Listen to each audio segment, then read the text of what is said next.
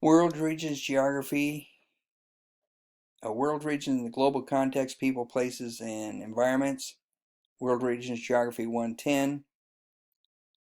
Oceania, part 1. So when we talk about Oceania, we're including Australia, New Zealand, Antarctica, and the island groups.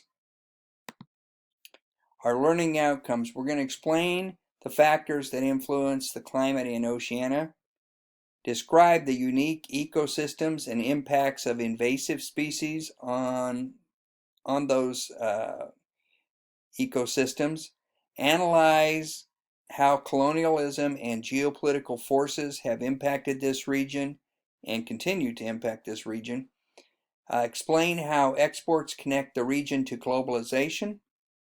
We'll explain the importance of tourism and its impacts, and we'll summarize the changing global focus of Australia and New Zealand. So this is the region we're talking about right here, along with Antarctica. If you look right down here, it's this and the stuff on the bottom. There are two continents, Australia and Antarctica down here. Those are the two continents. Antarctica is the largest desert. It's a cold desert, so we often don't think of it as being a desert, but it is extremely dry, very little rainfall. About 2/3 of Australia is desert, so it's also a desert. It's also one of the oldest, some of the oldest earth soil, and is in Australia. Some of the oldest earth ground. And so you have a lot of island groups. We have this portion right here of New Guinea. That's Papua New Guinea with the capital at Port Moresby. We have all of these island groups. Now these are Melanesians here, Polynesia here, and Micronesia there. Micronesia are all the small islands. These are the little atolls, Carolinas, Solomons, all those Marshall Islands. They're all very low to the ground, not much in terms of size. We'll talk about that in a little bit.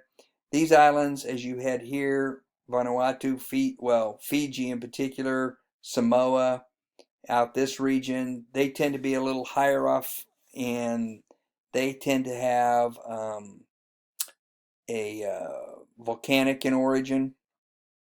And we'll talk about that. And then we have New Zealand, and it's made up of two islands, North Island, South Island.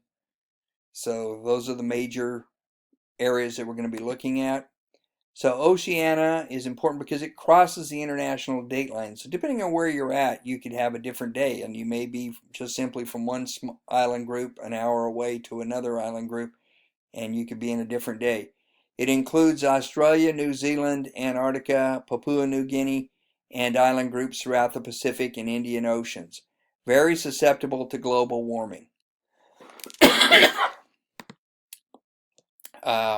Climate and climate change is a big impact in in Oceania. Climate varies throughout the region. You're up in this region here. You're on the ITCZ, which is, on the equator, so it gets rain 365 days a year. This region right through here, particularly in Queensland, has a lot of flooding. Darwin, this whole top portion of Australia. While this is all desert down in here, you have Mediterranean climate here and here. This is the agricultural regions of Australia. And you have a mountain range that runs up this edge right here. And the Great Barrier Reef runs down here. So Australia is one of the two continents in Oceania. The interior is hot and dry. Approximately 2/3 of the continent receives less than 20 inches of rain. Harsh desert climates, harsh deserts limit human activity and require complex adaptations. And coastal Australia has higher rainfall. You'll find most large cities are located along the coast. Alice Springs is not really very big, but it's the only city really in the interior. Queensland is tropical and can have severe flooding. That's this region right up in here.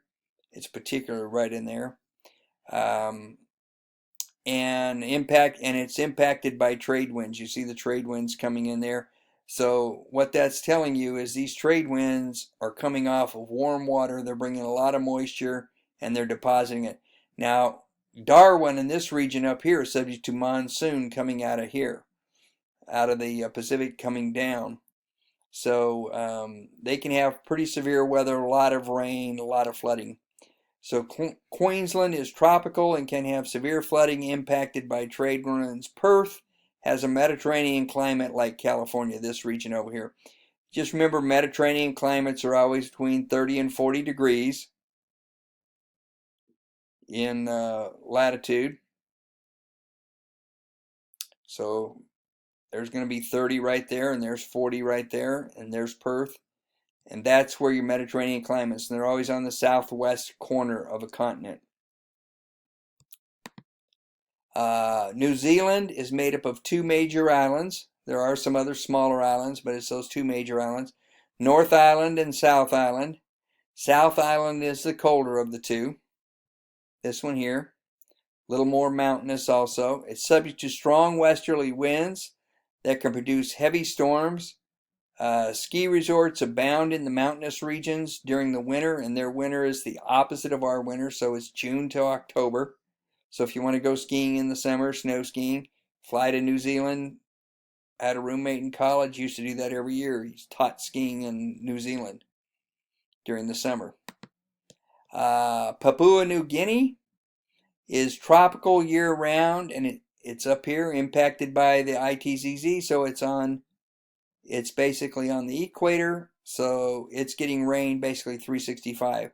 And island groups are divided into two main groups: the high islands, those with mountains and usually volcanic in origin, and low islands, which are coral atolls, often no more than a few feet above sea level. And the coral atolls are the ones that are most susceptible to global warming. So climate is similar throughout most of the islands. They're tropical, subject to heavy storms. High islands, such as Fiji's main islands, experience an orographic effect. And what that means is you will have a wet and a dry side. And it can be significantly different rain, and basically different plants exist on each side. With a wet and dry side of the islands. Low islands do not have a wet and dry side. Antarctica, one of the two continents in Oceania, the largest desert on Earth, extremely cold, dry climate, very few life forms. So Australia's regions. So Australia's physical regions, you have the Eastern Highlands, which are run along here, and these Great Dividing Range right here, and the Blue Mountains are there. They run up this coast right here. The Eastern Highlands is moderate climate. Great Barrier Reef is off the Eastern Highlands. See it right there? It's right here on this eastern side, running along here. Major cities, most of the major cities, you have Cairns, Brisbane, Sydney, Canberra, the capital, and Melbourne, all here on the Eastern Highlands. The only other cities over here are Perth and Darwin on these other sides over here. The Western Plateau region, that's this region in here. That's where Ayers Rock is. You've probably seen pictures of it. It has a Mediterranean climate here on this coast, southwest coast. Ancient shield rocks. And what that means is these rocks are about 4 to 5 billion years old. And they're some of the ancient, oldest rocks on Earth. Those and some rocks up in Canada and some in Africa are the oldest rocks on Earth. And extensive mineral deposits in this region. This is the great mining area of Australia. And you have interior lowlands, which is this region right in here, behind the mountain range. This is where the Great Artesian Basin is. You see this right here? That is underground water, former shallow ocean floor. So at one time this was flooded. So and there's a lot of water, drinkable water under the ground, and some of it just real close to the surface in this region. This region can have a lot of fires, can have flooding, but it does have some agriculture, particularly like cattle and sheep raising. This not so much. This is the Great Outback. A lot of this is all considered the Great Outback, but this is the driest part right in here. New Zealand's physical landscapes, it's largely tectonically formed. You see right here, this is the Pacific Plate descends beneath the Australian Plate, and here's a cross section of it. So the Pacific Plate is dropping down. This is the Australian Plate here. So the North Island is part of the Australian Plate, and a portion of the South Island is part of the Australian Plate. The Pacific Plate is being subducted. That's what that's called. And so when you have this movement, you're having surface earthquakes. As this comes down, it's going to melt, and that's going to consequently give rise to some volcanoes, and you have mud, steaming mud. There's outside Auckland, there's a place called Rotorua where it's bubbling mud, hot mud, and you can actually put an egg in it and it will cook it in just about 60 seconds. So you don't want to put your hand there, it'll just cook the meat right off. A lot of volcanic activity in this region. Earthquakes. They just had a 7.9 quake right here by Christchurch, which is one of the major cities on the South Island.